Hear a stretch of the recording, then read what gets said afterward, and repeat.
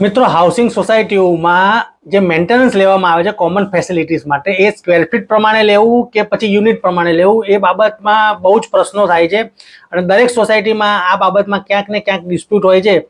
પણ આ ડિસ્પ્યુટ તો ગુજરાત હાઈકોર્ટ દ્વારા 4-5 વર્ષ પહેલાં જ સેટલ કરી દેવામાં આવ્યું છે. સત્યાગ્રહ છાવણી નામની સોસાયટી છે અમદાવાદની, એ સોસાયટીના કેસમાં નામદાર ગુજરાત હાઈકોર્ટે એવું સ્પષ્ટ કીધેલું છે કે ભાઈ તમારે જે મેન્ટેનન્સ છે સ્ક્વેર ફીટ પ્રમાણે નહીં પણ તમારે યુનિટ પ્રમાણે જ લેવું જોઈએ. કારણ કે આ જે કોમન ફેસિલિટીઝ છે એ તો બધા સરખી જ વાપરે છે, અને જે મેન્ટેનન્સ હોય છે એ કોમન ફેસિલિટી માટે લેવામાં આવે છે. તો પછી યુનિટની સાઇઝ ગમે તેટલી હોય, તમારે સ્ક્વેર ફીટ પ્રમાણે ના લેવાય, યુનિટ પ્રમાણે લેવાય. અને હમણાં તાજેતરમાં જ આ જો બોમ્બેની જે કોઓપરેટિવ કોર્ટ છે, બોમ્બેમાં એ લોકો કોઓપરેટિવ કોર્ટ કહે છે, આપણે એને બોર્ડ ઓફ નોમિનીસની કોર્ટ કહીએ છીએ, એ કોર્ટનો હમણાં ચુકાદો આવ્યો છે કે જેમાં એક એડવોકેટ મેડમ છે આભાસ સિંઘ, એમણે એક પિટિશન કરી હતી. અને એમાં લોઅર પરેલમાં આવેલી એક સોસાયટીમાં એનું જે ફ્લેટ હતો એનું મેન્ટેનન્સ સ્ક્વેર ફીટ પ્રમાણે વસૂલવા માટે સોસાયટી દ્વારા ઠરાવ કરવામાં આવ્યો હતો, અને એને નોટિસ આપવામાં આવી હતી. તે ચેલેન્જ કરી હતી અને કોઓપરેટિવ કોર્ટે સ્પષ્ટ કીધેલું હતું કે જ્યારે બધી કોમન ફેસિલિટી એક સરખી જ વાપરવામાં આવે તો પછી મેન્ટેનન્સ પ્રમાણે વધારે મેન્ટેનન્સ લેવાની જરૂર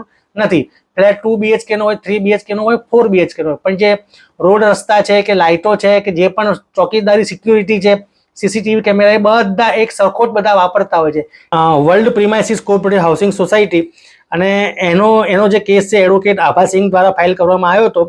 અને એમાં એવું કીધેલું છે કે ભાઈ સોસાયટીએ એની પાસેથી 10.77 લાખ રૂપિયાનું મેન્ટેનન્સ ચાર્જ સ્ક્વેર ફીટ પ્રમાણે માંગેલું. એટલે આ જે અરજદાર છે એણે હાઈકોર્ટ એટલે કોઓપરેટિવ કોર્ટમાં પિટિશન કરી હતી. અને એવી રજૂઆત કરી કે બોમ્બે હાઈકોર્ટે પણ કીધેલું છે કે સ્ક્વેર ફીટ પ્રમાણે મેન્ટેનન્સ ના લેવું, યુનિટ પ્રમાણે મેન્ટેનન્સ લેવું. એટલે બોમ્બે હાઈકોર્ટના જજમેન્ટનું પણ આ વાયોલેશન કરે છે.